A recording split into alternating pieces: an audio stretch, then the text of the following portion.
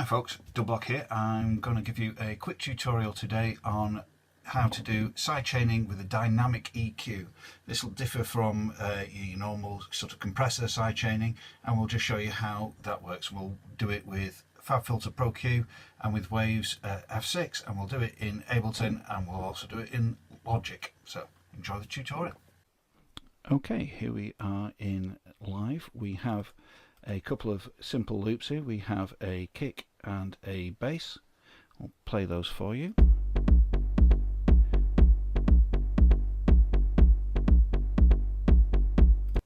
You get the gist. They're both from the sort of motor impact library from Native Instruments. And before we start, let's look at the frequencies in the bass. As you can see, there's lots of frequencies there, quite up into the 5-10K region, as well as the the lower bassier regions. So what we're going to try and do with the sidechaining with a EQ is we're just going to filter out the frequencies that the kick is coming out on. Here's the kick. I've just I've added a bit of an EQ curve here to it just to give it a bit of shape. So traditional sidechaining, you would use something like kickstart or your built-in compression technique. Kickstart, it's a great tool, does what it does.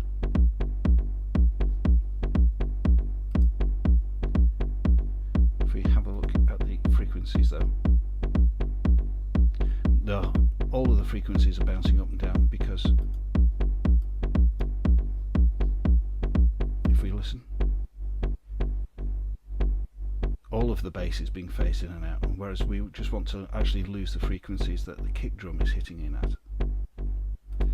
So we don't want the kickstart on. Let's turn that off. Great new feature here in Live 10.1. The sidechain input is here just on the side, so we just want to import that from kick, and instantly you've got this big glowing red bar here which is telling you where the frequencies are clashing the most. So here so we'll just put in a EQ node here and we'll click make dynamic, and we click on auto here, which gives us the option to make it sidechained. It was already turned on. So there we have a node that is, we'll just drag that down.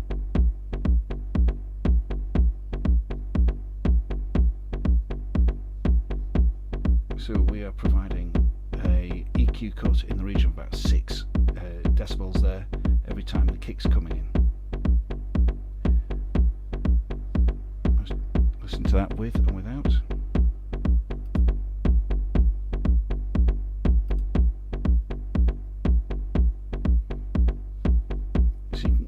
Hear that the bass and the kick are both coming through very well indeed. Okay, we'll swap over to Logic now and we'll have a look there. Okay, here we are in Logic with the same loop, same samples.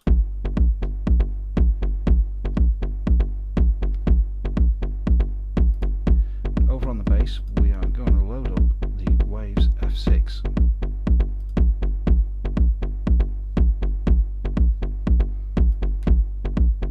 Just the same, but it doesn't provide you with the sort of same on-screen feedback as the other does.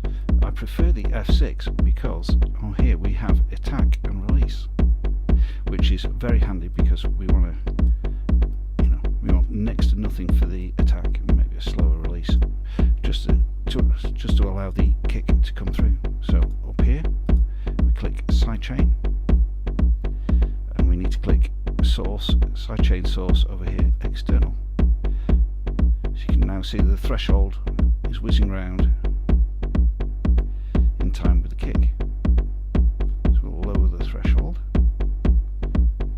we'll boost the frequency to about 75 or 80 Hertz, then we reduce the range.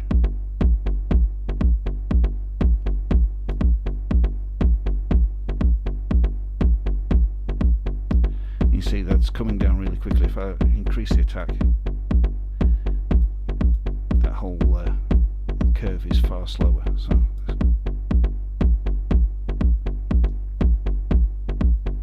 if I was doing a kick, I would perhaps add a second node in, sort of high frequency. What have we got as a high coming in about here at about 200 hertz? I would add a second one in about 200 hertz, just to get a bit of the click being sidechained as well.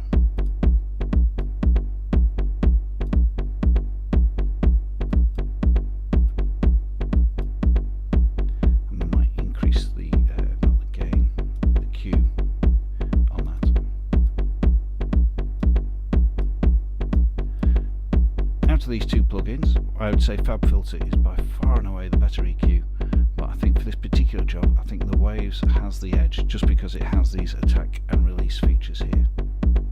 So there you go, quick tutorial on sidechaining with a dynamic EQ. Thanks for watching.